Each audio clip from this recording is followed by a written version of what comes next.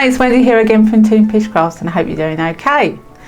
Today's video is about colouring druzies. Now I use druzies quite a lot, especially in Instagram and in all my pieces. Well, not all my pieces, but a lot of my pieces. I love druzies and I love the crystal type effect.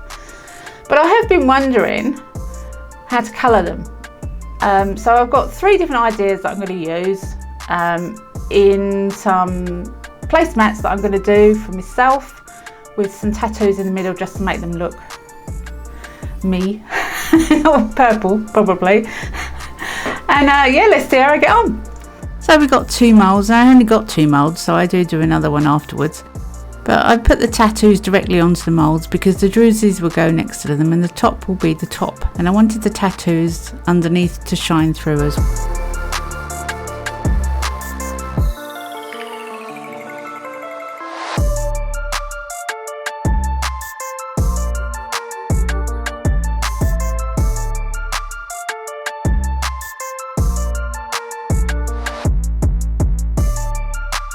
As long as they're wet, they come away from the tattoo picture quite easily.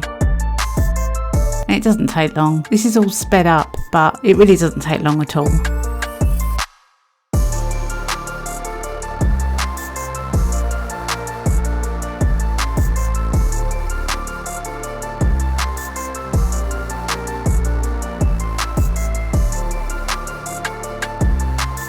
So after a few minutes, literally just a couple of minutes, pull the paper off and there's the tattoo.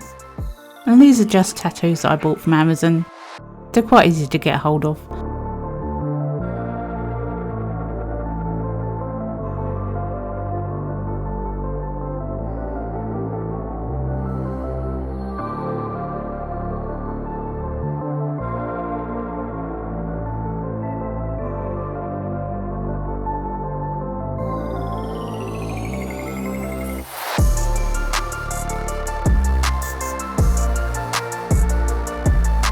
Once they're on the mould, you then need to dry them off, and a little dab with kitchen towel soon sorts that out. You can also blow them with a hairdryer if you want to be quick. I've got my druzies then, I'm just going to put them in the mould. As usual, there's no rhyme or reason where I put things, it's all random. Obviously with it, I don't want to cover up the picture, that's the only thing. And I'm using Vista Cascade.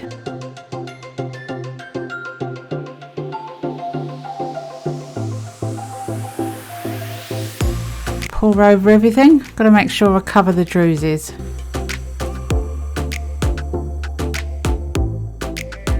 Just made enough. And debubble time. First of all, around the bottom, around the seal, because you always get bubbles trapped around a right angle. And now to get rid of the druzy bubbles with my little micro brush. I won't put you through that agony. But this is after they've been debubbled.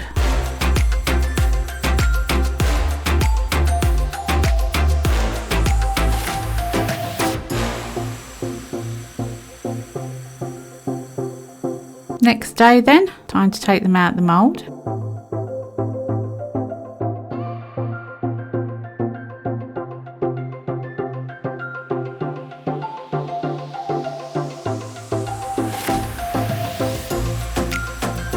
So then I want to take the druzies out of the mould because this experiment is to see how I can colour them.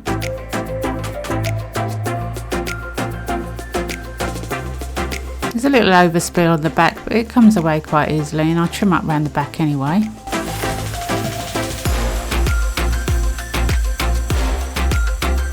Now I had a bit of an accident with this one. I wasn't paying attention to what I was doing. You can see there's a great big gouge in the front because I got distracted, turned it over the wrong way and decided to try and take the druzy out with a knife, thinking I was on the back, but I was actually on the front. And I thought, what's going on? Why is this druzy so deep? But no, I was digging into the front of the mould, but there's no worries with that really. I'm just going to put a top coat on there anyway. That'll soon cover up.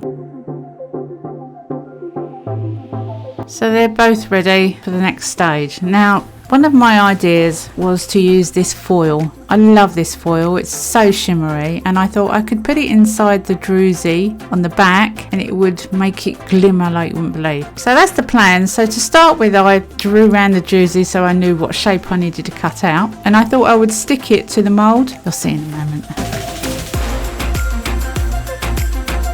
Just cutting around the outline. So yeah, my first thought was I'll stick it to the mould. When I back coat this, it will save the resin going into the druzy area. But I didn't like that. I didn't like that at all, because that would still show through. So I thought I'm going to have to cut it and put it inside the druzy area.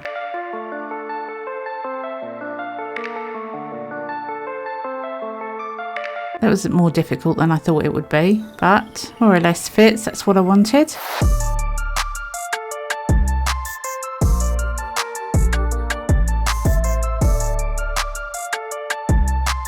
Now I had to stop the backing coat going into the druzy, or it would change the druzy colour. So I thought I'd put some cleared plastic on the back, put down with UV resin, and that would stop the backing colour, because I want to put backing colour on this. Is the whole point of trying to be able to put backing colour on. So I needed to seal the druzy area so that no backing colour would go into that area.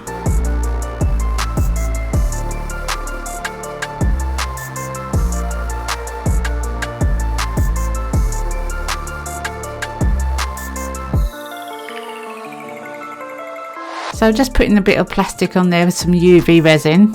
I'm going to cure the UV resin. I haven't got my gloves on again. Oh my goodness, what's wrong with me? You've got to wear gloves when using UV resin. It's like any other resin. I'm going to have to keep telling myself that. I don't use UV resin that often, but you need to wear gloves. I've put all 3 bits in there. I've put the plastic on the back, and that is ready then to be back coloured. That's the plan.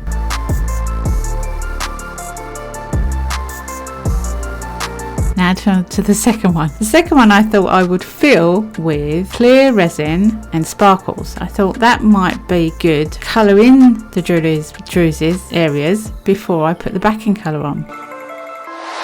This is my plan.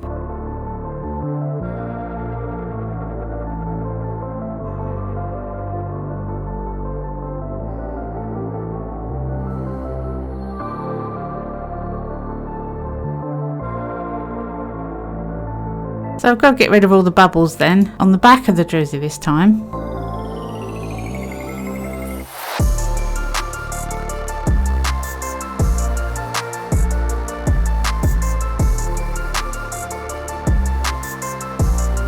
So that, believe it or not, says Mica Crafts white purple. I couldn't get it in focus for some reason, but that's what the item is. It's in the description below. And this time I'm using Vista Coaty, and I'm going to put the mica powder in Vista Coaty. It's a beautiful colour. It's like a white purple.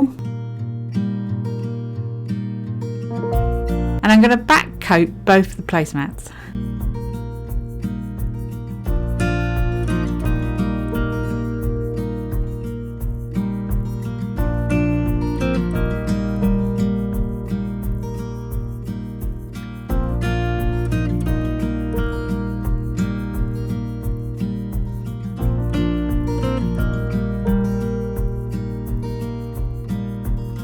Making sure there's no bubbles. This time it doesn't matter if I use a torch because there's no silicone mould. It's a little close up of how it's going so far.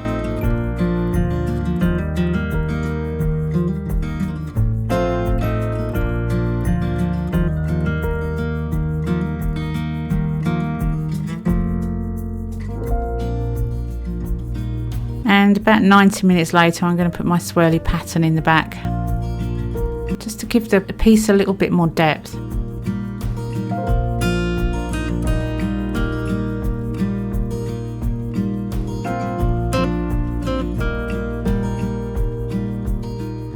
Doesn't that look nice? In my opinion. I love it.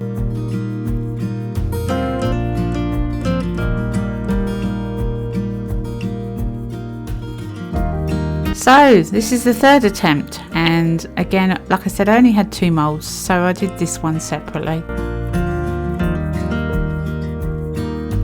Gave up with sponge on this one, just went straight for the bottle. At the end of the day, you clean up all the water anyway. A couple of minutes later,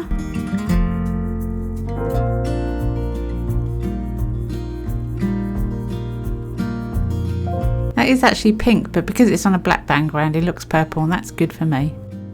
Now this time I'm going to coat the druzes with dust. This is soda colour dust powder. I always put it in a different carton because I have trouble with the packets. And I'm just going to dust the druzes before I put them into the mould.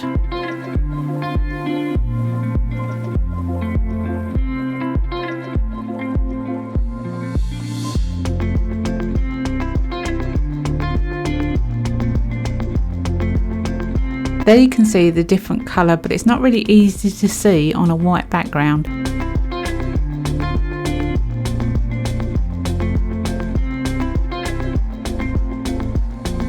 Just about see it shimmer. So these are going to go into this mould. Now I didn't actually clean the back up of those druzes because they were covered in dust, and I should have done really, because they would have sat in the mould better. Some resin did actually seep underneath the big one because it was dusty on the back and didn't stick to the silicone mould because the dust was in the way, prevented it. So it's best to clean off the back. If you're going to do this, clean off the back of the silicone druzy before you put it in the big mould, so that you get a good seal. You learn by your mistakes, don't you? Again, bubble removal. Okay, so it's 24 hours later, time to take it out of the mould, see what we've got. I did cut out, you can see there's a bit over the top of that druzy, but I got rid of it off camera.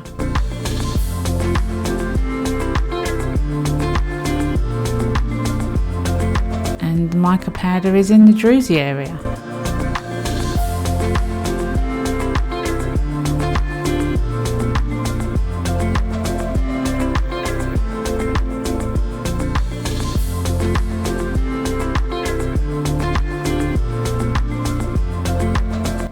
It's time to fill in the entire back with the same colour as the other two. Mopper Crafts White Purple. Everything will be in the description.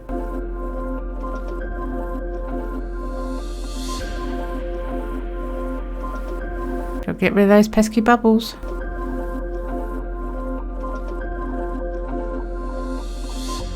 And I'll just cover the back and do exactly the same as I did with the other two.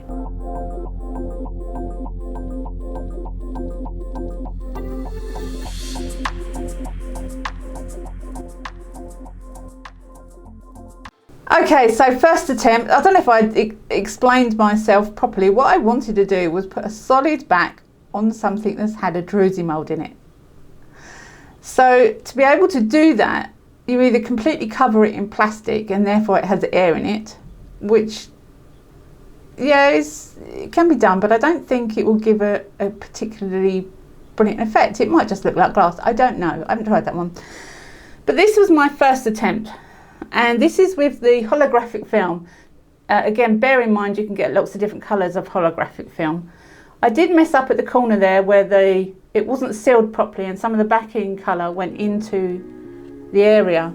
So if you ignore that little hiccup there, I think that went really well. You can't see the plastic or the UV resin which I put round to seal the plastic.